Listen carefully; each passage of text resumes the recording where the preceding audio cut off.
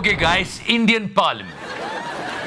No, please don't laugh because it's really important to understand कि हम यहाँ लोगों को सिलेक्ट करके इसलिए भेजते हैं कि ये हमारी प्रॉब्लम सॉल्व करेंगे, लेकिन ये अपनी प्रॉब्लम सॉल्व करने आसपास के थाने जा रहे हैं और एक दूसरे के खिलाफ एफआईआर कर रहे हैं और बोलेंगे इसने मेरे को मारा है.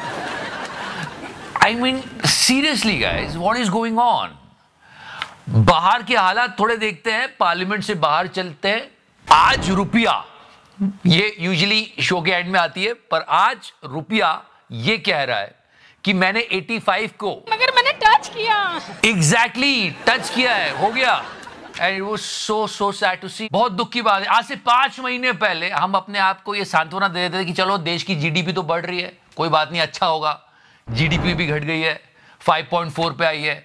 उसके बाद एक और होप बचती थी लोगों को कि यार चलो शेयर मार्केट तो अच्छा कर रहा है.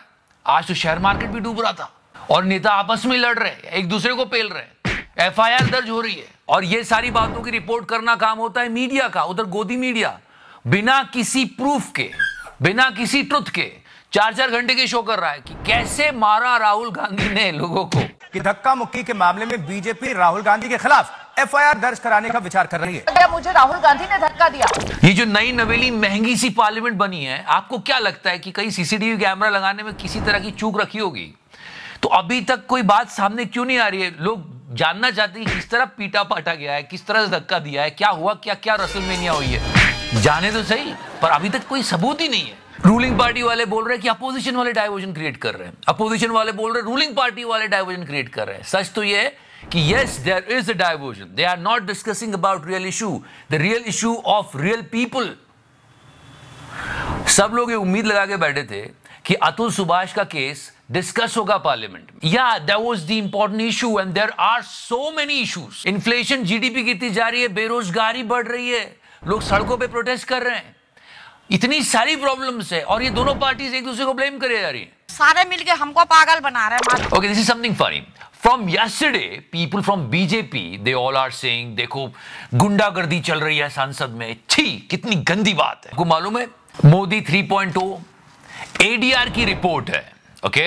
और उस रिपोर्ट के हिसाब से इन टोटल 71 में से जो 71 मिनिस्टर्स हैं मोदी जी के चुने हुए, उनमें से 28 के ऊपर क्रिमिनल केसेस चल रहे हैं और ये सीरियस केसेस है. यूजुअली नेता बोलते हैं वो तो हमारी विरोधी पार्टी ने हम पर फालतू का केस लगा रखा है. यहाँ पे जो 28 लोग हैं, 71 में से 28 उन पर सीरियस केसेस हैं.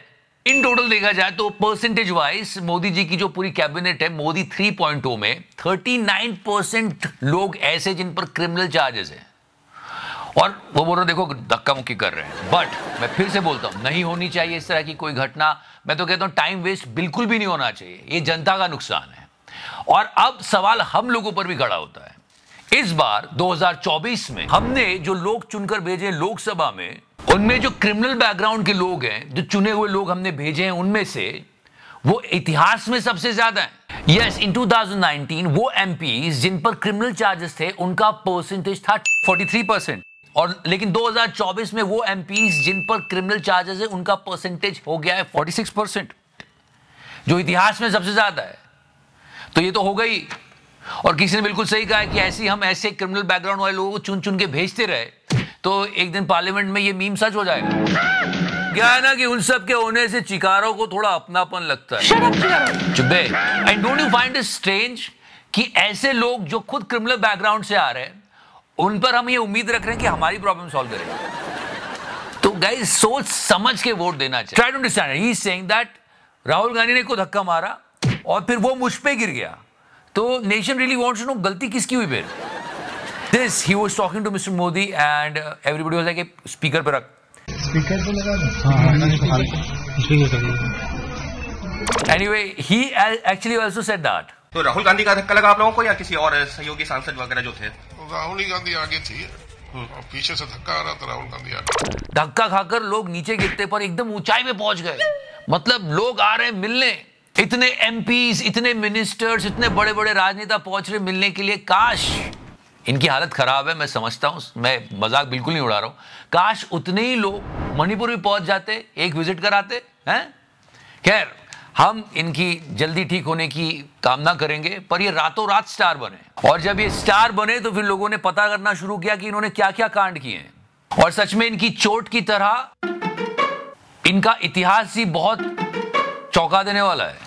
लोग समझ नहीं पा रहे हैं। बहुत सारे आरोप लगे हैं। 1999 का ग्राम स्टेन केस जो हुआ था, उसको लेकर भी इन पर काफी आरोप लगाए गए थे। Those were the serious allegations. Hate speeches में इनका नाम आया है। हेट स्पीचेस के साथ साथ वुमेन राइट्स वायलेशन में भी इन पर कई आरोप लगाए जा चुके हैं। खैर, अभी ये बीमार है, पर मुझे समझ में आ रहा है डॉक्टर हंस क्यों रहा है, वो भी कैमरे में देख।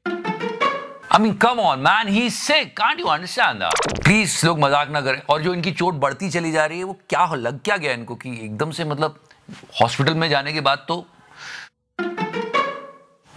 कम होना चाहिए ना। And I really want to know, when he's seriously injured, why so many people are troubling him? Come on, leave him alone, let him recover.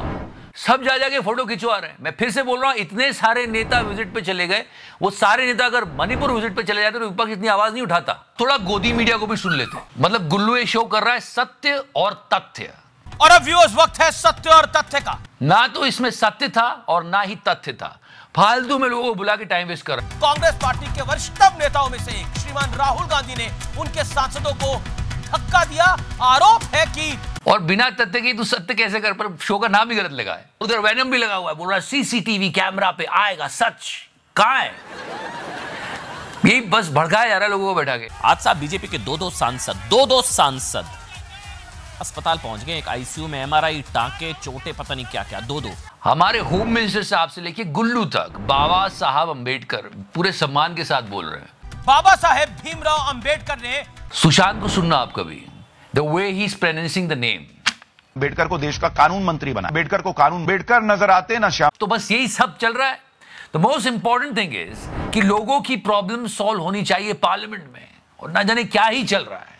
Hope सब कुछ ठीक हो। हम भी होप करेंगे। आप लाइक का बटन दबाओ, subscribe the channel if you liking it. Thank you so much, love you 3000। तो करना